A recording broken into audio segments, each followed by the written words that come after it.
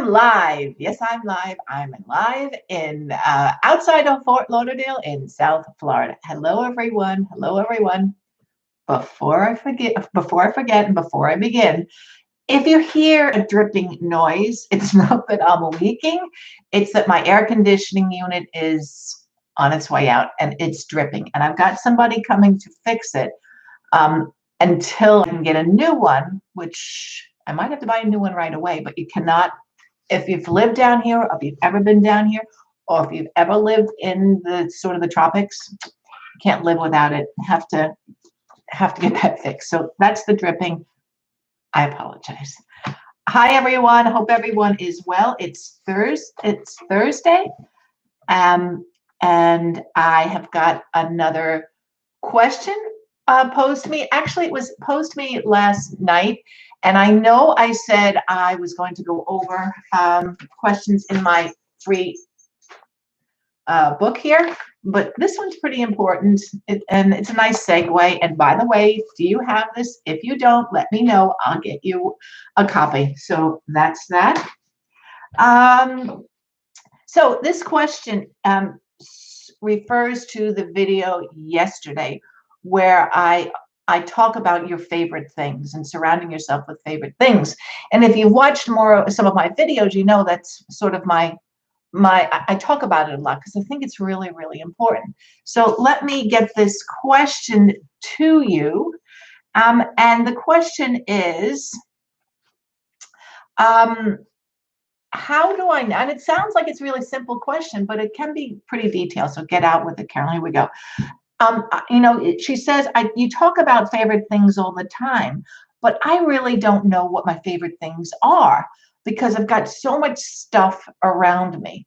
And I'm sure that certainly was me. That is not unusual that we just get sort of consumed with things around us and things that are in our lives. And we also, because we're on this constant move, it's like one of those wee mice on one of those wheels that we don't stop, and we tend to just bring things into our surroundings, and it doesn't even need to be in our home. When I say surroundings, I mean people and further afield. We tend to bring them in, and we get so overcrowded that we forget, and we're not sure what are our favorite things, if that makes any sense. Does that make sense, everyone? I hope so.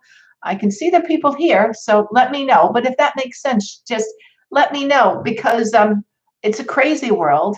It's much different than it was 20 years ago, 30 years ago. And so we have to be very, very mindful of that. I'll give you two examples of something that I experienced when I was doing real estate, and I still am involved with real estate. That's what at the moment is what I do, and I've done for over 20 years. But one thing I've learned along the way is that if I keep pushing myself, I get exhausted.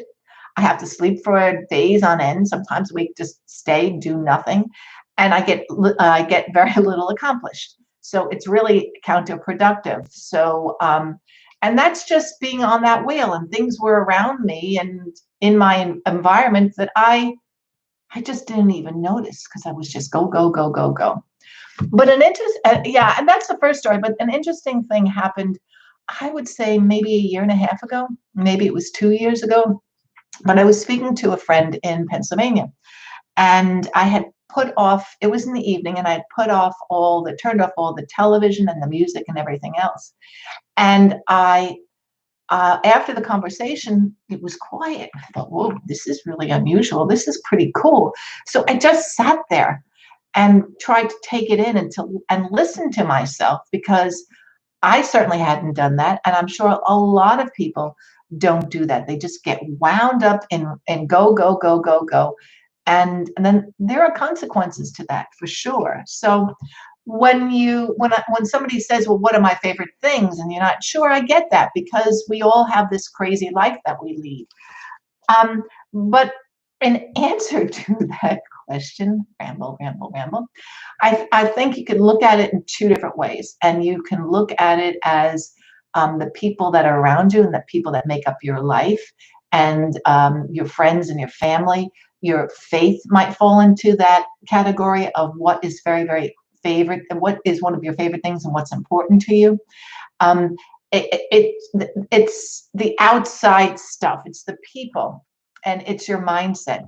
But then another way to determine what are your favorite things, and just a commercial break. But from my experience, when you figure out, when you have an idea of your favorite things on the physical side, then somehow everything else falls into place on the friend side and the family side and what you do within that arena. So I'm approaching it and asking you to approach this as by looking at what's around you. And if you can organize that, then it's a trickle down effect. And I think I said on Monday or Tuesday, you don't have to do this quickly. You can do this very slowly and at your own pace.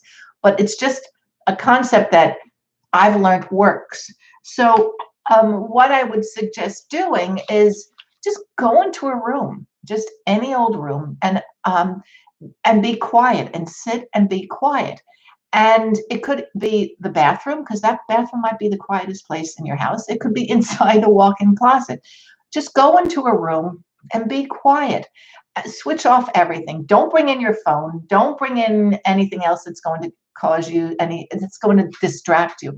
And just be quiet. And just be mindful of what is around you. And ask yourself, three questions. These items, which item is of use to me? Which item do I like? And which one has a purpose? And if you can get into that mindset of looking at things in that way, what you will find is that you will eliminate all the stuff that is around you. And by eliminating that stuff that is around you, that leads you to a simple life. Because the more or the less stuff that you have around you that you don't love and appreciate, then you're going down that road. So less stuff of things that bring you angst, and you might not be aware of it. But if you examine it in that way, what do I really, really love? What are my favorite things? Get rid of the rest, and you will find that you're on a journey to leading a simple life. Um, I can't express that enough. It's helped me and it's helped other people that I've worked with. And it's a simple step, and it doesn't have to be quick. It can be very, very slowly. You can take this and do it very, very slowly, just one step at a time, one step at a time, and you will be surprised what you come up with. And you don't have to eliminate the things that you love. On the contrary, because if you remove stuff that's you don't enjoy, then you'll have room for more of the stuff that you do enjoy. And double whammy. It's a buy one, get one free idea.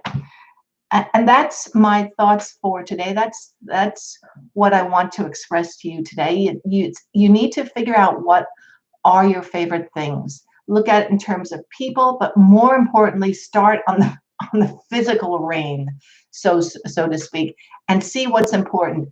And you will once you're quiet and you just relax, you will figure this out, guaranteed. So any questions? That's it for today. Any questions? I was so excited. Sometimes you can get so excited because of good news. And my nephew in Wales got his second honors at university, so he's off to get his master's degree. And it's really wiped me out because I'm so happy for him. Yeah, I'm hoping that someday soon I'll get to see them again. But thank goodness for WhatsApp.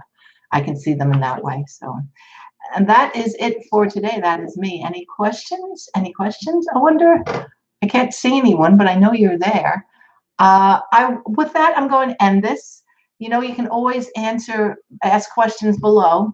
The link to this, how to jumpstart your simple life, is below as well. If you have any issues getting it, let me know, because I'll fix it then. And that's a wrap. I will see everyone tomorrow, 4 p.m. Eastern Standard Time. Take care. Stay well. Toodles.